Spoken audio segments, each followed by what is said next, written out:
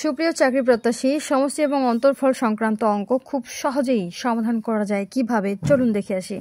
সূত্র রয়েছে দুটো সূত্র আপনারা মনে রাখবেন, তাহলে কিন্তু অঙ্ক একেবারে এমনি সলভ। বড় সংখ্যাটির সূত্রের বেলা সমষ্টি যোগ অন্তর্ভাগ 2, ছোট সংখ্যাটির সূত্র হলো সমষ্টি বিয়োগ অন্তর্ভাগ 2। প্রথম অঙ্ক, দুটি সংখ্যার যোগফল 23 এবং বিয়োগফল 21 হলে সংখ্যা দুটি কত? এখানে কিন্তু দুটি সংখ্যাই চাইছে, বড় এবং ছোট দুটি সংখ্যায়।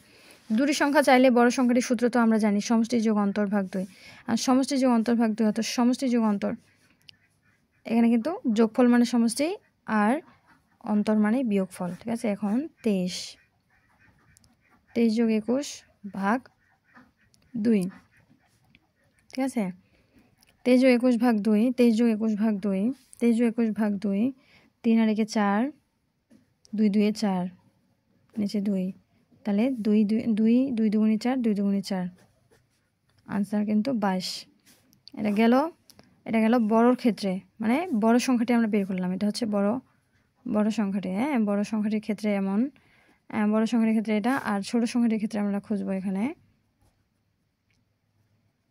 ছোট সংখ্যাটির ক্ষেত্রে কী হবে? বিয়োগ হবে, অর্থাৎ 23 বিয়োগ 21 ভাগ 2, 21 22 23, 2 2 2 কে 2, ফলাফল 1। তাহলে এখানে উত্তর হচ্ছে, বড় সংখ্যাটির উত্তর হচ্ছে 22 এবং এখানে ছোট সংখ্যাটির উত্তর হচ্ছে 1। 22 এবং 1 হলো এখানকার আনসার। এরপরে আসছে দুটি সংখ্যার যোগফল 15 এবং বিয়োগফল 13 হলে ছোট সংখ্যাটি কত? এখানে কিন্তু ছোট সংখ্যাটার কথা বলছে। ছোট সংখ্যা মানে হচ্ছে আমরা কি জানি, সমষ্টি বিয়োগ অন্তর্ভাগ 2।